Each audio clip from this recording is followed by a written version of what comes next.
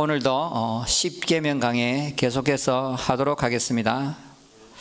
우리 간단한 말씀이니까 제가 하나님의 말씀을 받들어 읽도록 하겠습니다. 살인하지 말라. 이 세상에서 생명보다 더 귀한 것은 없는데요, 예수님은 온 천하보다 생명이 더 귀하다고 말씀하셨습니다. 거의 대부분의 문화, 종교, 사상, 철학 속에 생명 존중에 대해서 나타나고 있는데요, 그것을 기독교적인 관심에서 보면 바로 하나님의 일반 은총, 우리 마음의 양심, 이 도덕복 속에 생명을 존중하는 마음을 하나님께서 심어주었다고 보아야 하겠습니다. 오늘 본문을 보면 살인하지 말라, 로, 라차 이렇게 하는데요, 이 로라는 말은 결코 해서 안 된다는 강력한 명령의 말씀인데요, 이 라차라는 이 동사는 박살내다, 살인하다, 살생하다, 구약 성경에 무려 47번이나 나오는 동사인데요. 자, 이것을 NIV 번역은 You shall not murder, 살인하지 말라 이렇게 번역했고, 킴 제임스 번역은 To shall not kill, 살생하지 말라 이렇게 번역을 했습니다. 우리가 살인을 당연히 해서는 안 되는데요, 그 살인을 해서는 안 되는 이유, 그 첫 번째가 뭐냐면 모든 생명은 하나님께 속해 있기 때문입니다. 살인하는 행위는 생명의 주관자이신 하나님을 멸시하는 행위입니다. 살인을 하는 것은 하나님의 주권에 도전하고 하나님의 주권을 무시하고 하나님의 주권을 침해하는 행위입니다. 두 번째로 우리가 살인해서 안 되는 이유는 뭐냐면 우리는 하나님의 형상으로 지음을 받았기 때문입니다. 창세기 9장 6절에 다른 사람의 피를 흘리면 그 사람의 피도 흘릴 것이니 이는 하나님이 자기 형상대로 사람을 지었음이라. 이마고 데이, 하나님의 이미지, 하나님의 모습대로 인간을 지었기 때문에 살인을 결코 해서는 안 된다고 얘기하고 있습니다. 살인을 해서는 안 되는 세 번째 이유는 생명은 하나밖에 없기 때문입니다.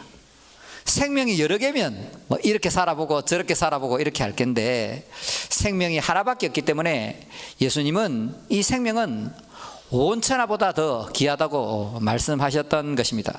그런데 이 살인에도 여러 가지 종류가 있는데 크게 두 가지로 나누어 보면 고의적인 살인과 과실치사, 우발적인 살인이 있다는 것입니다. 고의적인 살인에는 낙태, 자살, 안락사, 전쟁에서 사람 죽이는 것, 사형집행, 또 고의로 모의해서 사람을 죽이는 살인이 있고, 두 번째로 이 과실치사는 실수로 사람을 죽였을 때, 구약 성경에는 실수로 사람을 죽이게 되면 대제사장이 죽을 때까지 도피성에 가서 피할 수 있는 그런 특혜를 주었던 것입니다. 우리가 살다 보면 이 불가피한 살인을 피할 수 없는데요, 먼저 불가피한 살인을 살펴보면 첫 번째로 전쟁이 일어났을 때 정당하게 방어할 수 있는 겁니다. 지금 러시아가 우크라이나를 침입했잖아요. 그러면 우크라이나 군인들은 가족과 생명과 재산을 지키기 위해서 살인을 할 수밖에 없다는 거지요. 참고적으로 여호와의 정의는 하나님의 말씀 산상수훈을 너무나도 극단적으로 해석해서 군대 안 간다 이게. 군대 안 가고 살인 거부하고 하지만 그것은 성경을 잘못 해석한 오류입니다. 두 번째로 불가피한 살인은 뭐냐면 사형제도입니다. 이 사형제도는 범죄를 예방하기 위해 있는 것입니다. 창세기 9장 6절에 다른 사람의 피를 흘리면 그 사람의 피도 흘릴 것이니 이는 하나님이 자기 형상대로 사람을 지었습니다.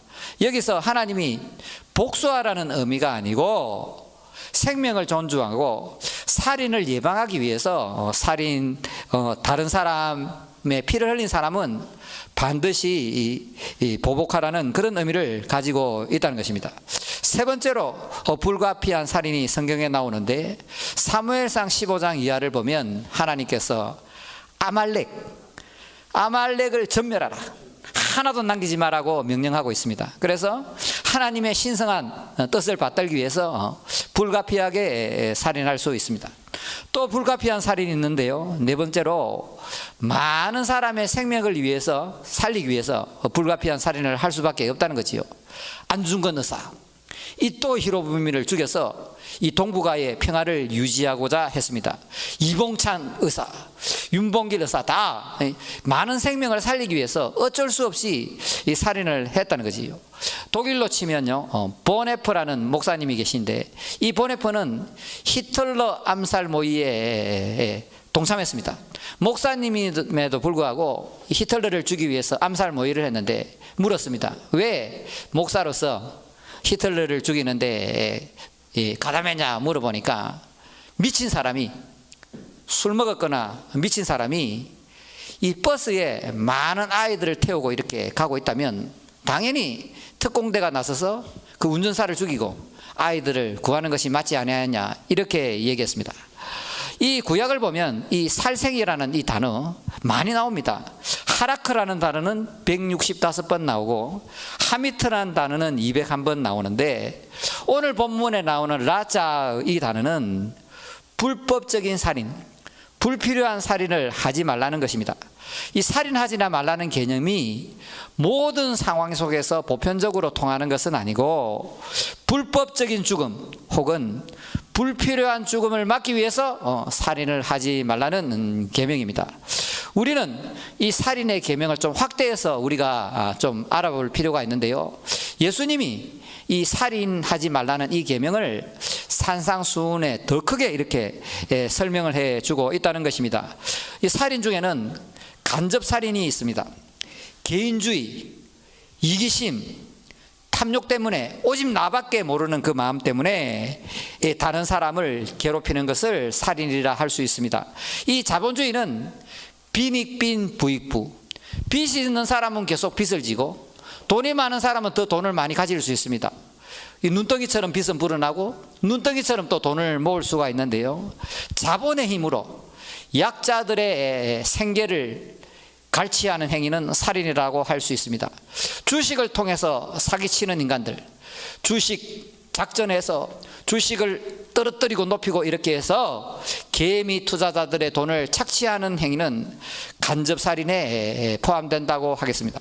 또한 간접살인은 부동산 투기, 부동산 투자, 주식 투자는 괜찮은 거지만, 기업을 살리고 나라를 살리기 위해서 괜찮은 거지만, 과도하게 부동산을 투기해서 다른 사람이 살지 못하도록 집값을 자꾸 올리게 되면 우리 청년들이 소망이 끊기고, 결혼 포기, 연애 포기, 자식 낳는 거 포기, 3포, 7포, 9포 세대로 계속 가기 때문에 이 부동산 투기를 해서 땅값을 올리고 집값을 올리는 놈들은 마땅히 벌을 받아야 될 줄 믿습니다.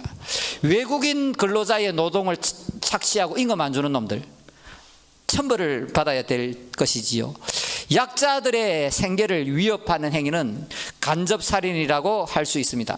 신약과 구약 사이 중간 시대 이 400년 정도가 있는데, 그때 많은 문서들이 나왔습니다. 거룩한 문서들이 나왔는데, 그 외경이라는 문서 중에 집에서 34장 21절을 보면, 가난한 사람에게 빵 한 조각이 생명이며 이를 빼앗는 것은 살인이다. 이웃의 살 길을 막는 것은 그를 죽이는 것이며 일꾼에게서 품삯을 빼앗는 것은 그의 피를 빨아먹는 것이다. 여러분이 나중에 돈 많이 벌어서 사장님 되고 대표님이 되더라도 이 일하는 사람의 그 생계를 위해서 임금을 떼먹는 사람이 하나도 없기를 축복합니다. 간접살인 또 있습니다. 가난하고 소외된 분들, 장애인들, 북한이나 아프리카나 이 힘들게 살아가는 사람들의 고통을 외면하는 것, 이것도 간접살인이라고 할 수 있습니다. 나만 잘 먹고 잘 살면 된다, 이 간접살인이지요. 우리가 이번에 이 라오스에 또 지붕을 이렇게 비가 샌다 그래서 우리가 뜻을 모아서 그 지붕 고치라고 이렇게 보내드렸는데, 우리가 그런 일을 하지 않으면 이 교회가 존재할 이유가 없고, 우리는 그런 소식을 듣고 외면한다면 집단적으로 살인하는 공동체가 된다는 겁니다. 초대교회에 이 요한 크리스토즘이라는 유명한 분이 있었습니다. 황금의 입, 설교를 너무 잘했기 때문에 이 황금의 입이라고 불리는 분이 있는데요, 이분은 이렇게 얘기했습니다. 가난한 자들과 더불어 우리의 물건을 나누지 않는 것은 그들을 도둑질하고 그들의 목숨을 빼앗는 것과 같습니다. 여러분이 돈을 잘 벌고 좀 잘 나가고 힘이 있다고 그것을 나누지 않고 내 혼자 누리고 뭐 복받고 그러는 것은 살인행위나 똑같다고 얘기합니다. 우리가 갖고 있는 물건은 우리의 소유가 아니라 그들의 소유입니다.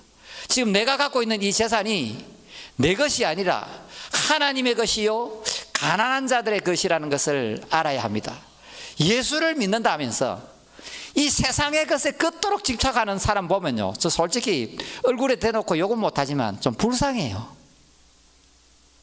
예수님을 소유하고 있는데 그 재물에 그토록 집착하고 하는, 아둥바둥하는 사람들 보면요, 제가 겉으로는 욕은 안 하지만 속으로는요, 당신은 아직 그 예수를 모른다, 정말 불쌍하다, 그렇게 측은하게 생각이 듭니다. 야고보서 2장 26절에 영혼 없는 몸이 죽은 것 같이 행함이 없는 믿음은 죽은 것이라. 이게 어디 나오냐면요, 가난한 자를 돌보고 가난한 자를 섬기고 가난한 자를 챙기라는 문맥에서 이 말씀이 나온다는 겁니다. 야고보서 4장 17절에 사람이 선을 행할 줄 알고도 행하지 아니하면 죄니라. 여러분 주위에 힘들고 어렵고 괴롭고 아픈 사람이 있는데 여러분이 딱 주식, 정권, 부동산 내 것만 다 챙겨놓고 주위에 친구나 친지나 힘들어하는 사람의 고통을 외면한다면 여러분은 지금 죄를 짓고 있다는 것을 믿으시길 바랍니다. 네. 또 살인 중에는 분노 살인이 있습니다. 옛사람에게 말한 바 살인하지 말라, 누구든지 살인하면 심판을 받게 되리라 하였다는 것을 너희가 들었으나 나는 너희에게 이르노니 형제에게 노하는 자마다 심판을 받게 되고 혈기 부리고 분노하고 갑질하고 심판받습니다. 또 입술에 살인이 있습니다. 형제에 대하여 라가, 이 바보 같은 멍충이 자식아 하는 놈은 공회에 잡혀간다. 하나님의 심판대 앞에 서고 미련한 놈이라 하는 자는 지옥불에 들어가게 되리라. 분노하고 입술로 살인하고 막말하고 입술 살인도 또 있습니다. 이 입술 살인이라는 것이 곧요 인격 살해입니다.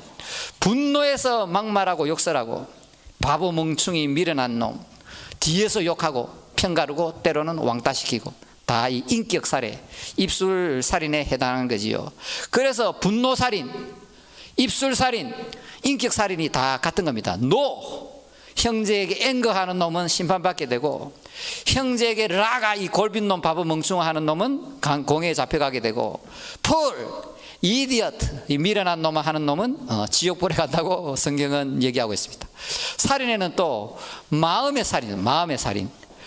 요한일서 3장 12절 이하에 가인같이 하지 말라, 그는 악한 자에게 속하여 그 아우를 죽였으니 어떤 이유로 죽였느냐, 우리는 형제를 사랑함으로 사망에서 옮겨 생명으로 들어간 줄을 알거니와 사랑하지 아니하는 자는 사망에 머물러 있느니라. 형제를 미워하고 증오하고 용서하지 못하고 지금 사망에 머물러 있습니다.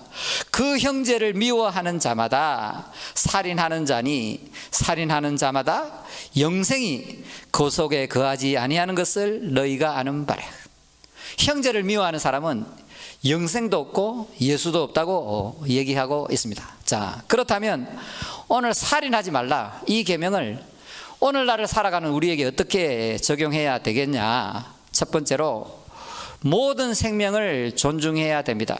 킹 제임스 버전에 thou shalt not kill, 이 생명을 소중하게 여겨야 되지요. 생명 존중 사상은 너무나도 소중한 것이고 우리 양심에, 이 마음에, 도덕법에 새겨져 있지 않겠습니까? 우리 다음 세대에게 이 생명 존중 사상을 잘 가르쳐야 되는데요, 요새 메타버스가 무슨 말이냐면, 메타는 초월이라는 뜻이고 벌스는 바로 현실을 얘기합니다. 메타버스, 그러니까 초월의 세계와 현실의 세계, 이 가상현실을 말하는 거지요. 이 가상현실에서 이 게임을 하면요, 죽이고 찌르고 이런 것이 많이 나오는데 우리가 자녀들에게 생명이 얼마나 소중하고 특히 사람의 생명이 얼마나 소중한지 가상현실 속에서도 그런 짓을 하지 않도록 잘 가르치시길 바랍니다. 자, 그래서 우리가 지금 이 세상이 너무 생명을 경시하는 풍토가 만연돼 있고 게임이나 가상세계에서 함부로 그렇게 생명을 해치는 일들이 많은데 우리는 당연히 안 해야 되겠고 우리의 자녀들에게 생명 존중 사상을 잘 가르쳐야 되겠습니다. 두 번째로 우리는 불가피한 살인, 정당한 살인은 인정해야 합니다. 정당 방어지요. 지금 러시아가 우크라이나 쳐들어와서 그렇게 많은 생명을 죽일 때에 우리가 생명과 재산과 가족을 지키기 위해서 군대에 가야 되고 당연히 이 나라를 지켜야 됩니다. 저는 나이가 지금 55인데요. 만일에 북한하고 우리나라 전쟁 붙으면 바로 입대합니다. 바로 입대. 왜냐? 제가 총을 좀 잘 쏘고 몸이 빠르고 하기 때문에 이게 좀 잘합니다. 하는데 제가 우리 둘째가 벌써 고등학교 갔으니까 이제 뭐 세상에 대한 미련도 없고 저는 나라에 전쟁이 일어나면 바로 자원 입대, 최전방 입대 그렇게 생각하고 있습니다. 세 번째로 우리가 간접살인을 반드시 피해야 되는데요. 네, 임금 착취 또 불법 이득 막 이렇게 속여서 착취하는 거와 우리 교회 다니는 분들 중에는 투자는 하시되 부동산 투기로 돈 버는 분이 하나도 없기를 바랍니다. 당연히 주식이나 부동산을 투자하는 건 좋아요. 그거는 건전한 투자, 나라의 경제를 돌아가게 하고 기업을 살리고 투자는 좋지만 지나치게 이게 분명히 범죄에 가까운 그런 투기는 하는 분이 없도록 바라고 또 주식을 조작해서 주가를 조작해서 뭐 그만한 사람이 우리 동네는 없겠지만 작전 이래서 개미 투자자들을 힘들게 하고 아프게 만들고 자살을 하게 만들고 아주 나쁜 놈들이지요. 자, 우리 교회는 가난하고 소외된 사람을 구제합니다. 적극적으로 도와줍니다. 우리 교회는 우리 교회 또 자립할까 말까 힘들고 돈도 없지만 우리가 가난하고 소외되고 힘든 사람을 봤을 때는 우리가 적극적으로 돕는 그런 우리 모든 지체들이 되도록 축복합니다. 자, 네 번째로 우리는 분노살인, 우리 마음을 좀 다스려야 됩니다. 있잖아요, 이렇게 우리가 돌을 던지면 이 개구리가 맞잖아요. 개구리는 죽거든. 자, 있잖아요, 이 분노살인, 혈기 잘 부리는 사람들 있잖아요. 혈기 부리는 사람들요, 항상 끝에 뭐라는 줄 알아요? 버럭하고 혈기 부려놓고 그래도 나는 뒤끝은 없다 이러거든요. 항상 그 소리 한다고. 벌써 상처받고 힘들고 괴로운데 뭐 한다고요? 나는 뒤끝은 없다 이거. 뒤끝 없으면 뭐합니까? 그 사람 이미 상처받아 있는데. 그러므로 사랑하는 여러분, 내 인격이 부족하거든 말씀도 묵상하고 좋은 음악도 듣고 기도도 하면서 좀 내적 치유도 받고 좀 다른 사람에게 버럭하고 혈기 부리고 분노하는 그 모습을 예수님 앞으로 가지고 나와서 좀 회개하고 좀 인격이 변화되는 여러분이 되기 바랍니다. 신앙이 뭡니까? 신앙이 뭐 돈 많이 벌고 교회 봉사 많이 하고 뭐 열정이고 그게 신앙입니까? 아닙니다. 신앙은 내 마음이 예수 그리스도의 인격을 닮아가는 겁니다. 믿습니까? 내 마음에 예수가 있는데 혈기를 부리고 욕을 하고 분노하고 예수 없는 거야. 예수 없는 거. 내 마음에 예수가 있는데 어떻게 가까운 이웃에게 형제에게 욕을 하고 분노하고 혈기를 부리고 내 마음에 예수가 있는데 어떻게 막말하고 그렇게 살아가겠습니까? 그러므로 여러분, 이 신앙이라는 것은 인격의 변화입니다. 인격의 변화. 그러므로 내가 이 예수님을 닮아가지 못한 이 인격, 내 부족함과 추함과 더러움을 알고 가슴을 치며 통회하며 회개하며 뭐 산기도를 하든지 이 인격이 변화될 수 있도록, 이 굳은 마음이 고운 마음으로 변화될 수 있도록, 이 굳고 딱딱한 마음이 부드러운 마음이 될 수 있도록 주님께 매달리는 거 아니겠습니까? 뭐 기도합니까? 내 이 부족하고 강팍하고 혈기 많은 이 마음이 보드라운 이 고운 가루로 부드러운 마음으로 변화시켜 달라고, 그거 기도하는 게 기도 아니겠습니까? 그게 곧 신앙이고. 그러므로 우리가 예수를 마음에 모시고 사는데 형제에게, 가족에게, 와이프에게, 자녀에게 분노하고 혈기 부리고 욕하고 그런 사람들이 한 사람도 없기를 축복합니다. 다섯 번째, 우리는 입술을 지켜야 합니다. 물론 입술이 곧 마음에서 나오지. 이 마음의 생각이 입술로 나오는데요. 모로코 속담에 칼로 베인 상처는 아물지만 말로 베인 상처는 평생을 간다. 그러니까 멀리 바라보지 말고 최근 일주일 동안 내 가족, 자녀, 직장 동료, 어떤 단체에서 내가 어떠한 말을 주로 사용하고 있는지 잘 생각하고 보시기 바랍니다. 교만한 말을 해서 상처를 주고, 잘난 체해서 상처를 주고, 그 사람 무시하는 말에서 상처 주고, 잘난 놈이 이 세상에 어디 있습니까? 우리가 다 죄인인데. 그렇지 않습니까? 예수님은 태양으로 이렇게 표현되고 있는데 우리가 아무리 잘나봐야 다 반딧불인데 우리가 교만하게 어떻게 사람 무시하고 막 말하고 입술로 살인하고 그런 죄를 저지르겠습니까? 그러므로 일주일 동안, 한 달 동안 내가 가까운 사람에게 또는 이 동료에게 어떠한 말을 사용하고 있는지 정말 깊이 돌아보는 여러분이 되시기를 바랍니다. 여섯 번째로 우리는 미움의 나라에서요 사랑의 나라로 옮겨야 돼요. 이게 하이라이트인데요. 자, 요한일서 3장 15절에 그 형제를 미워하는 자마다 살인하는 자니. 안 찔립니까? 그 형제를 시기하고 비난하고 정죄하고 후욕하는 자마다 살인하는 자니. 여자분들은 좀 들어주시기 바랍니다. 그 남편을 미워하고 정죄하고 용서하지 못하는 자는 살인하는 자니. 네. 미움은 미워하는 그 대상보다 내 자신이 힘듭니다. 내가 미워하는 그 대상보다 미움이 내 마음에 있으면 내가 괴롭다니까요. 자, 그래서 우리 모두 미움의 감옥에서 탈출해서 사랑의 나라로 오늘 다 옮겨가는 여러분이 되시기를 원합니다. 사랑하는 여러분, 자 보세요. 여러분, 이게 신앙이 복잡한 게 아니다니까요. 자, 잘 들어보세요. 자, 하나님은 사랑의 하나님이잖아요. 하나님은 성부와 성자와 성령이 공동체로 그렇게 계시잖아요.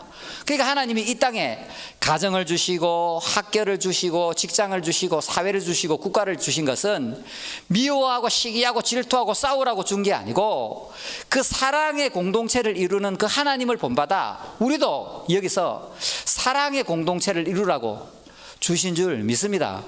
그러므로 우리가 이 땅에서 당연히 사랑하며 살아가야 되는데 우리 속에 이 죄가 들어오니까, 특히 이 교만이 들어오니까 사랑의 형상이 파괴되고 나니까 미워하고 시기하고 질투하고 분노하고 혈기 부리고 막말하고 이렇게 되는데요, 우리는 사랑의 능력을 상실했다는 것을 알아야 합니다. 우리는 이 땅에 살아가면서 미움의 대상을 피할 수가 없습니다. 왜? 내 마음에 미움이 있기 때문에 언젠가는 내가 미워하는 대상을 만나게 된다는 거지요. 가정에서, 직장에서, 사회에서, 학교에서 아주 가까운 위치에서, 자리에서 미워하는 대상을 만나게 되는 건데요, 여러분, 중요한 건 뭐냐면 내가 미워하는 그 사람 있잖아요. 그 사람 하나님은 그렇게 보지 않는다니까요.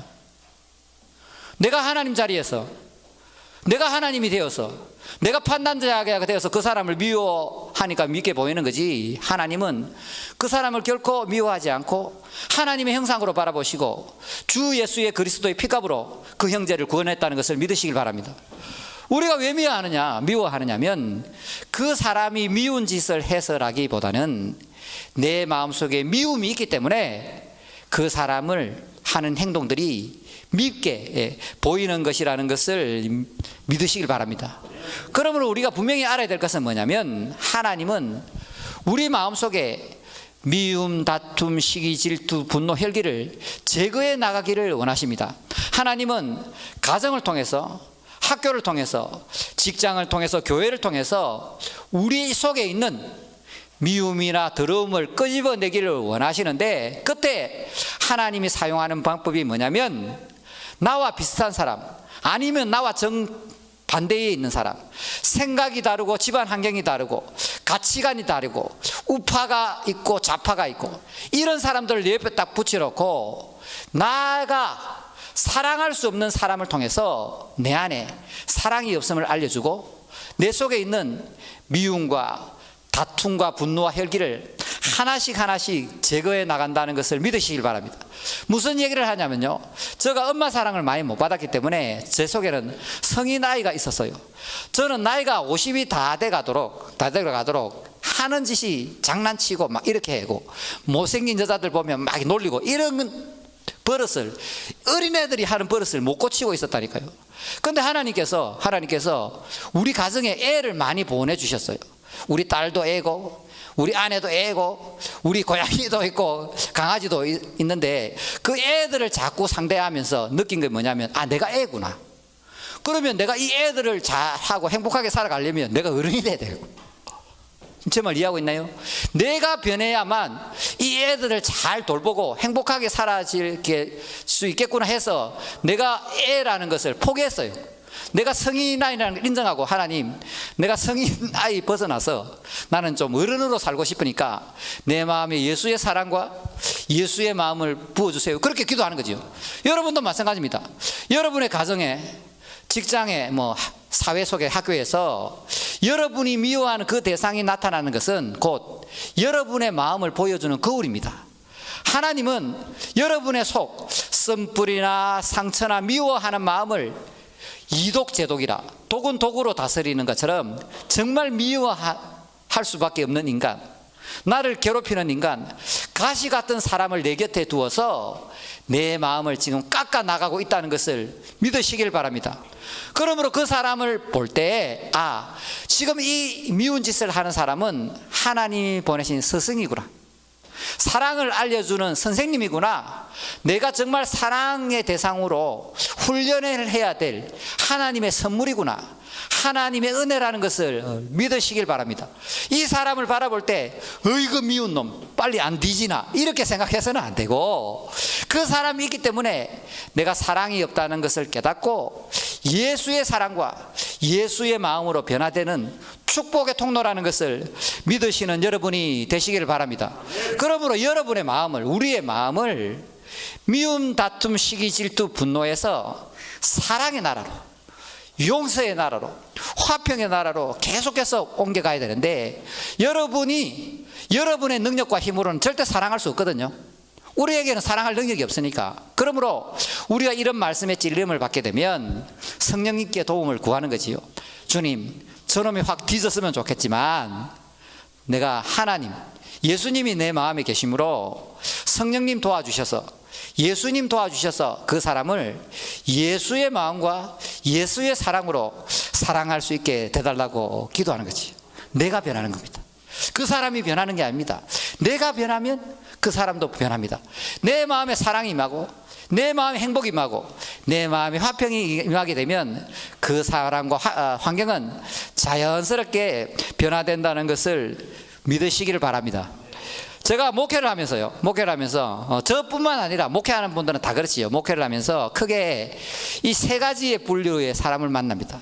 뭐냐면, 제가 목회를 하면요, 밥도 사주고 이모티콘도 보내주고, 또 여기 목사님 사역한다고 고생한다고 막 이렇게 격려도 하고, 뭐든지 하자 하면 적극적으로 동참하는 좋은 분들이 우리 교회에 많고, 두 번째는 자기밖에 몰라, 그냥 예배 잘 드리고 자기 신앙만 챙기고 목사님이 어떻게 하든 저렇게 하든 간섭 안 하는 이 보통의 성도들이 계시고, 또는 이제 목사님이 하는 일에 좀 이렇게 사사건건 시비 거는 사람이 있습니다. 물론 제 입장에서 이렇게 있는데요, 알고 보면요, 그 다 감사할 일이거든.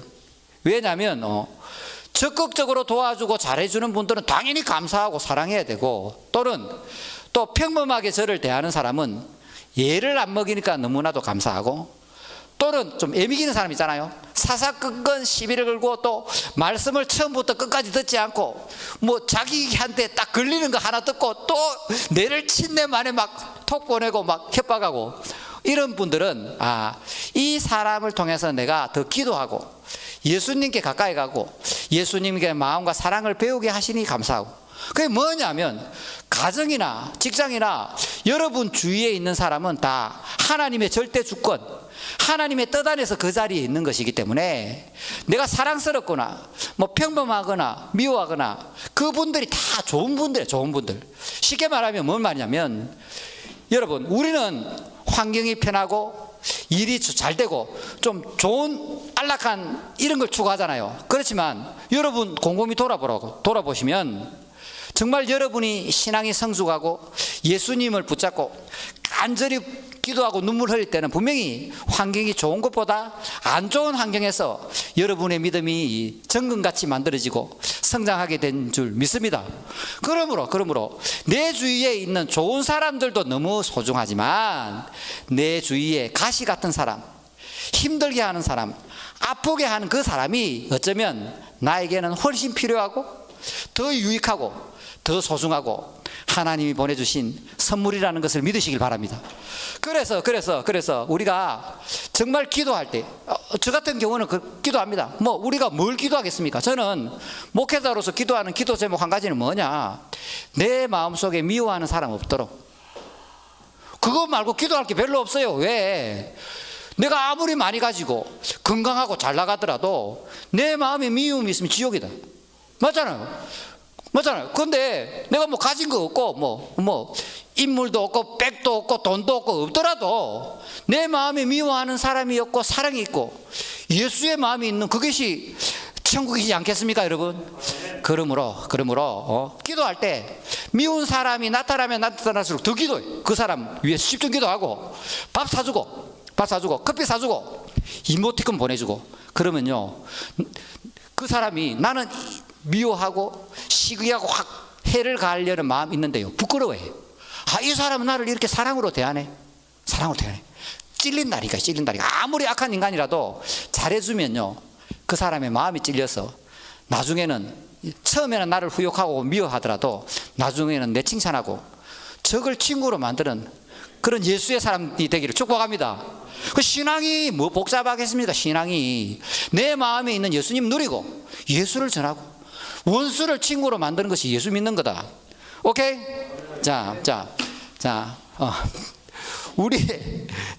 여러분, 우리 마지막으로 우리의 인생이 30분밖에 안 남았다 생각해 봅시다. 30분. 지금 전쟁이 일나고 불이 화재가 생기고 전염병이 돌고 우리의 생명을 장담할 수 없잖아요.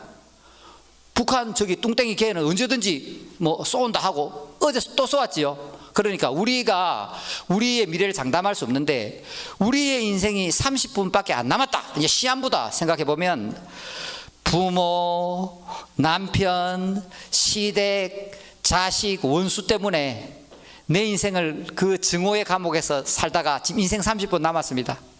직장 동료, 목사, 교인 때문에 원망하고 불평하고 후회하고 그런 인생 살아가고 싶습니까?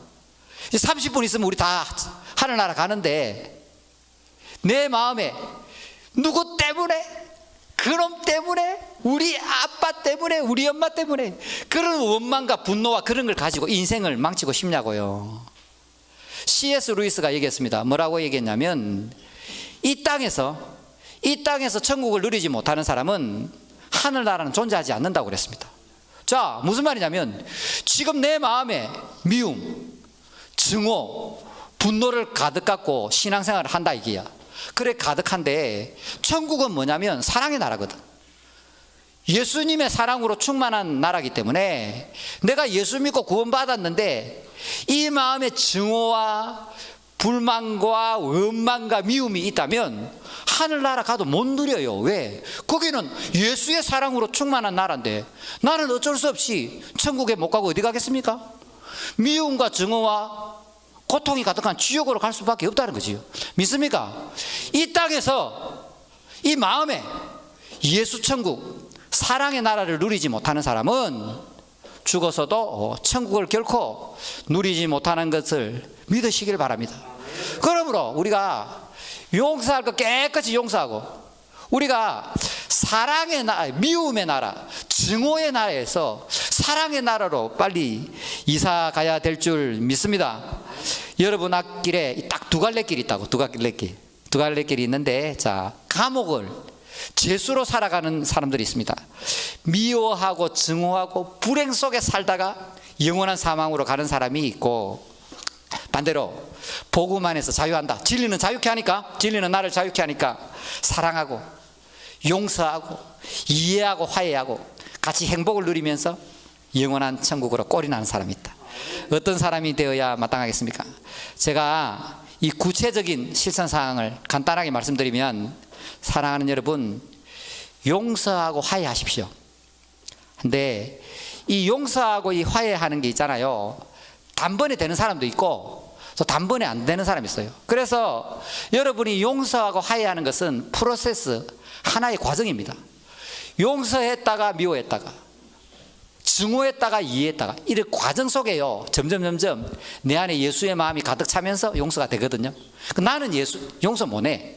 그거 용서는 예수님만 할 수 있는 거니까, 우리가 용서했다가 미워했다, 이 과정을 통해서 이 안에 예수로 충만하고 예수의 사랑과 마음으로 가득 차게 되면 자연스럽게 용서하니만이 그런 자체도 없어. 자연스럽게 그 사람을 예수의 사랑으로 상대할 줄 믿습니다.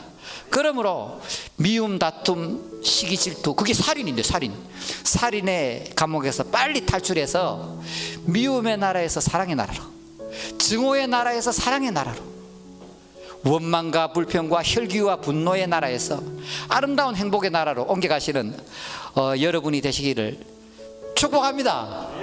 마지막으로 딱 한마디. 자, 우리 기도할 건데요, 우리는 내 마음에 미움이 있다면 회개하고 용서하고 화해하고 사랑해야 돼. 그러니까 간접살인, 분노살인, 입술살인, 미움살인, 이런 거 하는 사람이 한 사람도 없길 바랍니다.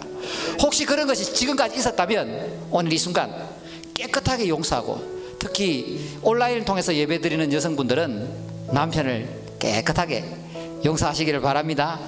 그 다음에 우리는 적극적으로 예수로 충만하고 성령으로 충만하고 말씀으로 충만하여서 적극적으로 예수의 사랑을 나누고 전하면서 살인하지 말라는 이 계명을 온전하게 완성하는 여러분이 되어야 될 줄 믿습니다. 사랑하는 여러분, 내 마음에 예수가 있는데 남편을 용서하지 못하고 증오하고, 내 마음에 예수가 있는데 소외되고 약한 사람에게 막말하고, 내 마음에 예수가 있는데 자녀를 함부로 대하고 혈기 부르고, 내 마음에 예수가 있는데 사람을 원수처럼 대하고, 그렇게 살아가서 되겠습니까? 정말 여러분이 예수를 믿고 예수님이 내 마음에 살아계심을 믿는다면 깨끗하게 지나간 것은 다 용서하고 기쁘고 행복하고 사랑을 누리면서 살아가는 여러분이 되시기를 간절하게 축복합니다. 우리 오늘 우리 찬양하신 후에 기도하겠습니다.